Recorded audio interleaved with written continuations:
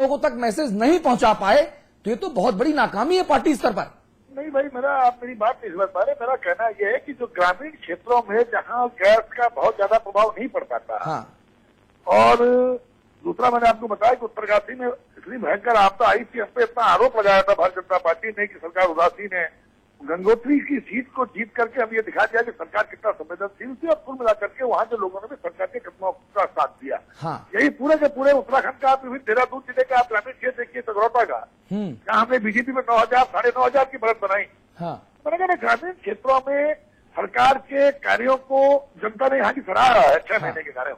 लेकिन शहरी क्षेत्र में जो मैंने आपसे कहा, जो आर्थिक सुधारों के लिए, चाहे वो एफडीआई का मामला हो, चाहे वो एलपीजी गैस को सब्सिडाइज गैस सिलेंडर को सीमित करने का मामला रहा हो, इस मामले में सरकार के इस निर्णय के बावजूद कि हम एडिशनल सिलेंडर स्कीम देंगे, लेकिन भारतीय जनता पार्टी जो भ्रामक प्रचार करके जनता को भड़काने की कोशिश की, हम उस भ्रामक प्रचार को में जनता को समझाने में सफल नहीं हो पाए। इस बात को हम स्वीकार करते हैं। अच्छा सुबोध भाई, ये तो केवल एक सीट का मामला था, जैसा कि आप ही के पार्टी के बड़े नेता कई बार कह चुके हैं, माननीय हरक सिंह जी हो या तमाम दूसरे नेता हो, कि साहब एक सीट के जीत हार से केंद्र की सरकार पर कोई आफत थोड़ी आ जाएगी। इस तरह के बयान भी नकारात्मक ऊर्जा फैलाने वाले माने गए जनता के बीच में। बड़ा सवाल यह है कि अगर एफडीआई हो, आर्थिक सुधार हो और एलपीजी गैस का मुद्दा हो, अगर इन मुद्दों पर साकेत भाई को हरा दिया गया तो क्या केंद्र सरकार के लिए, कांग्रेस पार्टी के लिए ये एक खतरे की घंटी नहीं है, एक अलार्मिंग सिचुएशन नहीं है सुबोध भाई? नहीं, देखिए मैंने कहा ना, आर्थिक सुधार इस देश के लिए आवश्यक है। हाँ। आर्थिक सुधारों का हम विरोध नहीं कर रहे हैं, आर्थिक सुधार बहुत जरूरी है, और आर्थिक सुधार किए बिना हम गांव के उस अंतिम व्यक्ति के विकास की बात नहीं सोच सकते। लेकिन अगर सरकार ही नहीं बचेगी तो फिर सत्ता ही नहीं रहेगी, तो फिर विकास किसका कर पाएंगे आप लोग? बात आप ठीक कह रहे हैं कि राजनीतिक दृष्टि से अगर आप देखें तो चुनाव के समय में ये निर्णय जो आया, उसका वही कारण था कि कम समय होने के कारण हम जनता को इस बारे में समझाने में सफल नहीं हो पाए। तो 2014 तक समझा पाएंगे?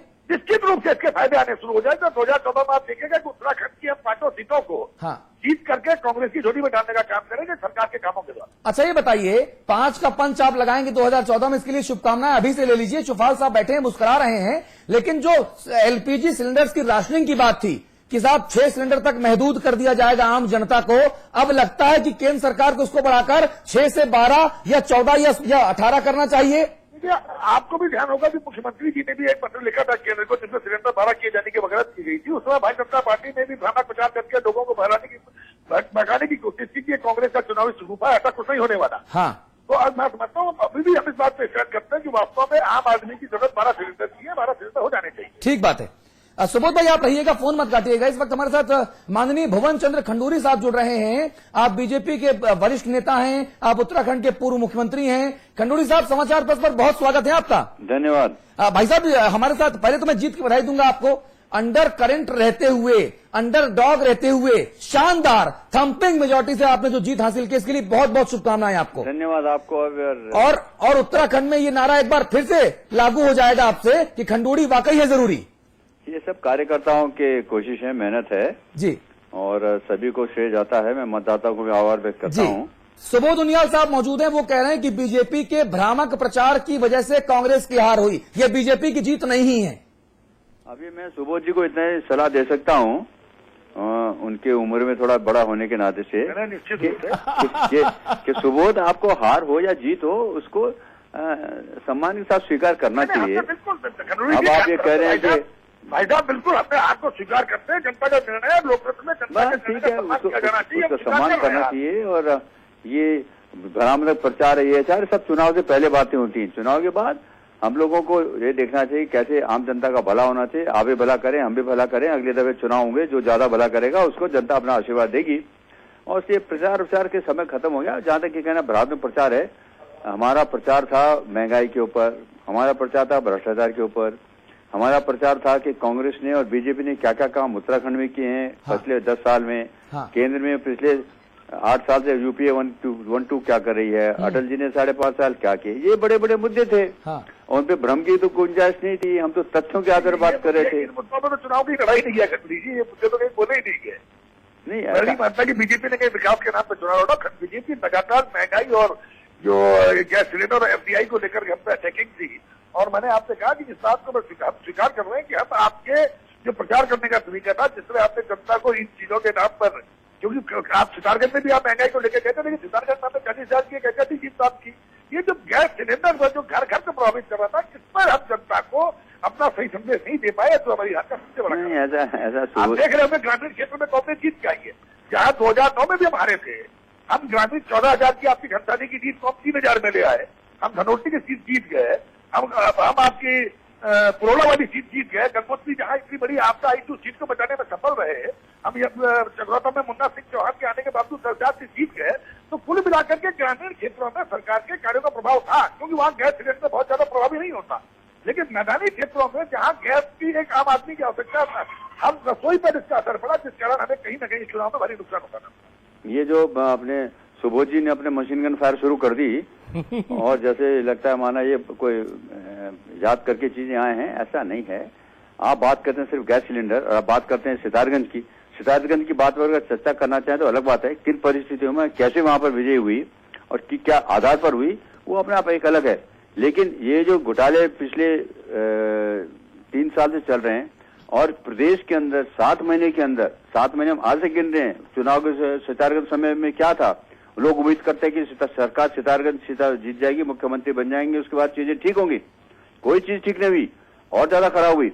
और इसलिए इस बातों को मानना चाहिए, जो हकीकत है। सिर्फ सिलेंडर के पीछे आप भागी, सिलेंडर तो एक वजह है, लेकिन केंद्र ने जिस प्रकार भ्रष्टाचार चला, प्रदेश के अंदर जिस प्रकार गलत काम हुए, प्रकाश के अंदर जिस प्रकार कांग्रेस के अपने ही सदस्य, विधायक, मंत्री कह रहे कि आईसीयू में है, कोई कहता है ये सरकार ठीक नहीं है, कोई कहता है मंत्री ठीक नहीं है, मंत्री आपस में लड़ते हैं, अधिकारी काम नहीं करते हैं। तो इस स्थिति को जो जमीन पर उपस्थित है, हालत है, उसको तो स्वीकार करना चाहिए ना।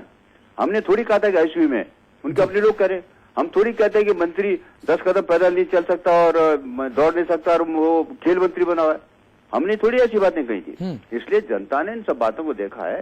सितारगंज का एक स्थिति थी कि मुख्यमंत्री बनेंगे, इसके बाद कुछ अच्छा काम होंगे, तेजी से काम होंगे, लेकिन स्थिति वही रही। कांग्रेस के आपस में अंतरकलह इतनी ज्यादा रही और उसका नतीजा लोगों को भुगतना पड़ा। कीमतें बढ़ती रही, भ्रष्टाचार बढ़ते रहे, हर रोज नए भ्रष्टाचार आते रहे। तो इसलिए ये बात कहना है कि सितारगंज में जो स्थिति थी, शायद जनता को उस समय ये उम्मीद थी कि कुछ आगे ठीक होगा। उसके बाद भी 3-4 महीने को ठीक नहीं हुआ, जनता को निराशा हुई। कांग्रेस के अंदर एक से एक और बड़े भ्रष्टाचार खुल गए। उसके बाद कोलगेट खुला। अभी यहाँ पे जो एक सलमान खुर्शीद जी का चल रहा, उसके बारे में चर्चा है। तो इस प्रकार हर रोज घटनाएं घट रही हैं। इनको भी ध्यान में जनता न ले तो ये बड़ी आश्चर्य की बात है। और जनता ने उसका लिया, हिसाब लिया और उसके बाद ये बातें हुई, ये बातें कमी हुई हैं, उसको तो स्वीकार करना चाहिए, क्योंकि ये जमीन पर सत्यता है। इसलिए कारण अनेकों हैं, लेकिन उन कारणों को नकारना हमारे लिए भी और कांग्रेस लिए भी ठीक नहीं है। खंडूरी साहब नमस्कार, मैं अमिताभ अग्निहोत्री। धन्यवाद अग्निहोत्री जी। भाई साहब एक प्रश्न है मेरे मन में जी। टिहरी का जो जनादेश आया जी, इसके बाद क्या आप ऐसी कुछ संभावना देखते हैं कि कांग्रेस के भीतर जो तमाम गुटी राजनीति है उसके चलते प्रदेश की सरकार की स्थिरता पर कोई फर्क पड़ता दिखता है क्या? नहीं अग्निहोत्री जी, मैं मानता हूँ ये बात जो है, टिहरी का जो अभी चुनाव का नतीजा एक है, लेकिन आप तो पहले दिन से देख रहे हैं कैसे इस प्रकार की स्थिति रही। जब राज्यसभा का चुनाव हुआ कैसी स्थिति रही, आखिरी समय में कुछ जो इंडिपेंडेंट कैंडिडेट इस प्रकार बनाया। खंडूरी साहब, तो हाँ, खंडूरी साहब, मैं पूरी माफी के साथ, विनम्रता से आपसे माफी मांग रहा हूं। आप हमारे साथ रहिए, फोन मत काटिएगा। हरीश रावत साहब जुड़ गए हमारे साथ। हरीश रावत जी, समाचार प्लस पर स्वागत है आपका।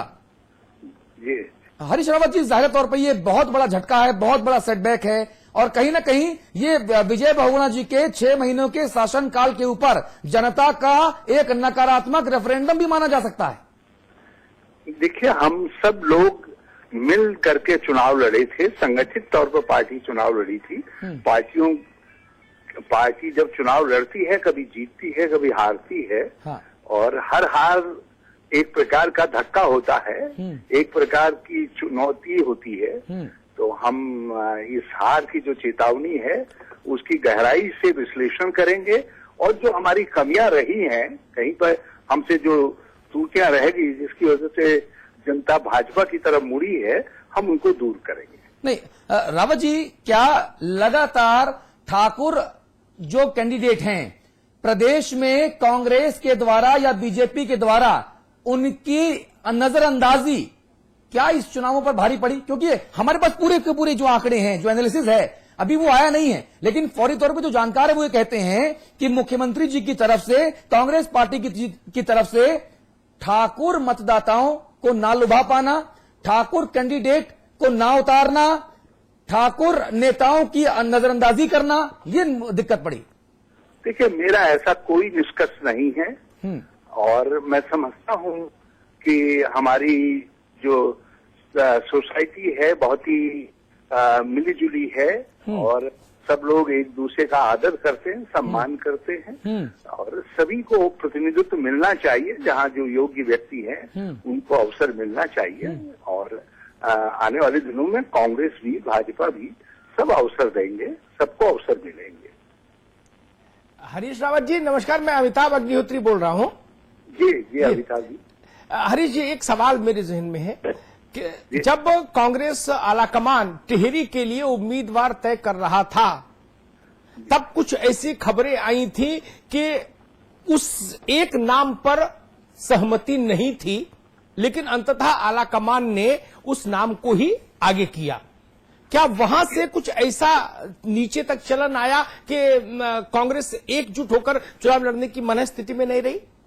देखिए, टिहरी संसदीय क्षेत्र से श्री विजय वर्मा सांसद थे जी। मुख्यमंत्री बनने और विधायक बनने तक वो रहे। उनकी सदस्यता से त्यागपत्र देने के कारण ही ये चुनाव हुआ था।